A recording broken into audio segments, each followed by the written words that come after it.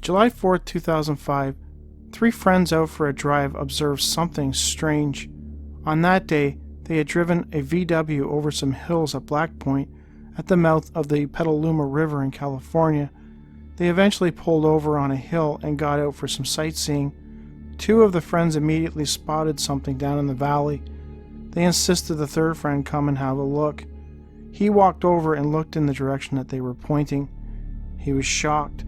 Down below, in the valley, a group of seemingly naked people were busily moving large boxes and crates around. The three friends examined the people and determined that they were not human.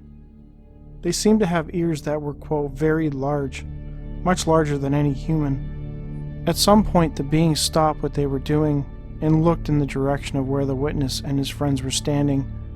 As they stared at each other, the driver of the VW became instantly frightened, as did the other boys, and they rushed back to the car and left the area. Curiously, according to the source, the driver of the car would go on to become a prominent name in the computer world, although it is unclear who said person is. The main witness is certain that he and his friends accidentally stumbled upon some type of facility, possibly an underground base, located in the hills around Black Point. He believes the people they saw that day were aliens. November 1986, Wasilla, Alaska. The witness, who was only 9 years old at the time, recalls her mother tucking her into bed. As per her routine, because she had trouble falling asleep, she loved to peer out the bedroom window at the night sky as she lay in bed. One night something caught her eye, an orange star, or at least something she originally took to be a star, until it began to move towards her window. As it got closer, it was really hot, giving off a lot of heat, like the sun, she recalled. At that point, she blacked out. Her next memory was waking up in a room, but it was not her bedroom. She was laying on a table. She wasn't strapped down, but for some reason, she couldn't move, as if some invisible force was holding her down. She then noticed that she wasn't alone. There were figures standing all around the metal table looking at her. They surrounded the table. I was screaming, and all of a sudden my voice wasn't coming out of my mouth, but it was inside my head, and so loud I stopped. They had mouths, but they didn't use them to communicate. They were talking to me inside my head. The witness recalled that these strange beings proceeded to carry out a type of examination and noticed that they were focused on her belly button and the area between her toes. She was terrified, and the beings seemed to pick up on this and made an effort to calm her using human-like techniques. They seemed to be trying to soothe me by stroking my forehead like my mother did when I didn't feel good, the witness remembered. After that, she blacked out. When she woke up, she was back in her bed. I don't recall how I got back in my bed, but when I opened my eyes, I was drenched, as if I had jumped in a pool. I immediately ran to my mother's room and began to tell her what had happened. She was quite freaked out, but she did believe me. The next case was sent to me by a viewer calling himself ICU. I wanted to read their account as is. It reads like a possible abduction event. Sadly, the witness did not indicate a date. I grew up in the Fresno County and Kings County area. There are strange things going on for sure. My dad and I had an experience one night while driving on a foggy country road at night. It was extremely foggy, and you could barely see the road. But I noticed a red light was following us above the power lines. I thought that was strange, so I asked my dad who would be crazy enough to fly a plane above the power lines on a foggy night. He thought that was weird too, so he pulled over to have a look. That's when it got weird. I don't know why, and still can't explain it, but I completely panicked and begged my dad to please not get out of the car. The last thing I remember is curling up in a ball on the floor to hide. I don't know why. I remember nothing after that, and my dad would never talk about it, no matter how many times I brought it up. My dad passed away over 10 years ago, so now I'll never know what happened when he got out of the car. But I will tell you this, after that happened, I was totally terrified of my bedroom window at night. I would wake up so scared I couldn't move, and when I finally could, I'd run into my parents' room and crawl into bed with them. This didn't happen before the incident, but after. We moved up north to Modesto for a couple of years and never had any more nighttime freakouts, but I still feel chills when I remember the whole thing. It sounds like there was some lost time in that event. Another type of missing time case happened in an area around the Missouri River in 1982. It was relayed to Dave Schrader of Darkness Radio in 2015. The witness, a man named Terry, claims that at the time he was working for a construction company.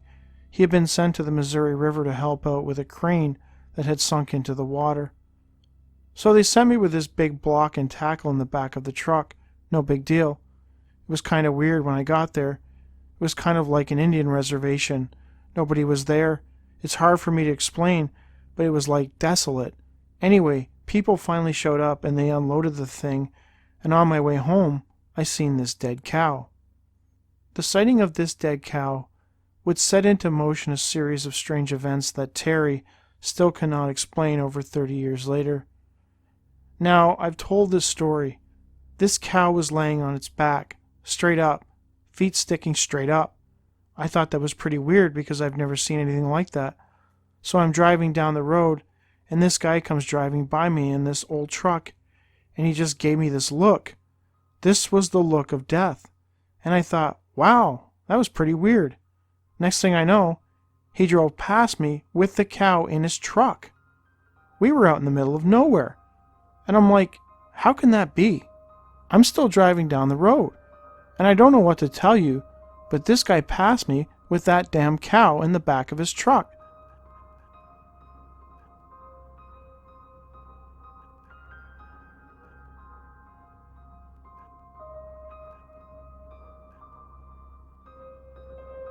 Terry has tried to rationalize what happened that day.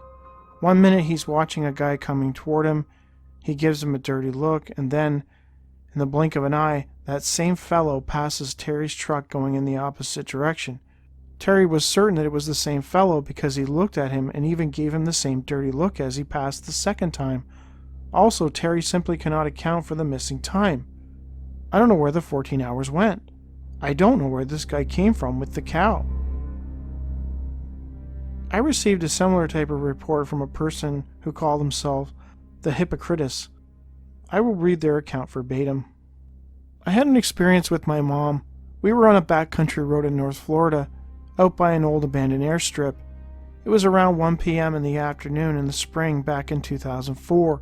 We were driving down a 2-lane grade top road, and as we came around a bend in the road, we saw a black 1984 Cadillac parked off the road. It was backed up to a fence with 2 men sitting in the front seat. They both had black suits, black hats, and black sunglasses on. They sat there completely still as we drove by. This is the last thing my mom remembers clearly. I remember we kept driving for a few seconds and suddenly they were behind us following our car. The next thing after that, they had completely vanished. There were no turn-offs on this road or side streets. There was no dust, cloud, or dirt from pulling off the road or hitting the brakes suddenly. It's just really weird. My mom said she vaguely remembers their car being behind her, but she's not 100% sure. Like with Terry in the previous story, it sounds like these strange men had something to do with the fact that they can't remember what happened after they began tailing them. Usually men in black, if that's what these were, are typically sighted following a UFO event, although the witness does not indicate that either he or his mother observed any type of UFO prior to the event. In Gabbs Valley, Nevada in the late 1980s, a newly married couple, Tom and Julia S., looking to get away for the weekend, would have a frightening encounter on a dark road. We planned a trip to my ex-in-law's small ranch in the middle of Gabbs Valley, Nevada. With no one there at the time, it would be a perfect getaway for the both of us. After work, we loaded up the Ranchero pickup with what we needed to take, and we planned to be there later that night. Driving along Highway 50, we turned off the road toward Gabbs onto Route 361. It was dark by then and uneventful until my wife pointed out a bright light on the right side of the truck just above the hills. Tom initially believed that it was a helicopter shining a light. He pulled over to get a better look. Being an Air Force Vietnam veteran working on the flight line, I had seen thousands of planes coming and going both day and night. For some reason, the light didn't look right to me, and without any sound like a helicopter flying low. The last thing I remember was turning off the truck and getting out. Then there we were, me sitting behind the wheel, driving on the road with my wife next to me, with both of us wondering what we saw and why we couldn't remember anything after I got out of the truck. Terry and his wife only have a vague idea of how much time had passed, as they hadn't kept track of the time on the road, nor had they looked at a clock after leaving, and were not meeting up with anyone at their destination. Upon arriving at the house in Gabbs Valley, they unpacked and quickly went to sleep. To this day, Tom and his wife wonder what happened that night after he stepped out of his vehicle. On December 22, 2013, a group of people returning from a sporting event in Stuart, Florida, at around 7:30 p.m., were alerted to something in the sky. They were driving east on the highway when somebody pointed out there was an asteroid. The main witness looked skyward and noticed a red-orange object ascending swiftly towards the ground. Then something strange happened. All of a sudden it stopped in mid-fall. Then it began to change colors: red, blue, yellow, orange. 2 more glowing orbs exactly like the other were ejected from it. They also were flashing different color lights. One of them heads north, while the other ejected, and the original one began circling each other at a rapid pace. At that point, the driver turned onto a road going southeast. The witness still had a good visual of the sky. The objects began making turns and motions that seemed impossible for any aircraft to make, up and down, left and right in such a quick motion. I couldn't imagine, nor had I seen, these motions that I cannot describe. They start going towards each other at a rapid speed, like if they were battling, trying to eliminate one another. Then one of the orbs crashes into the other.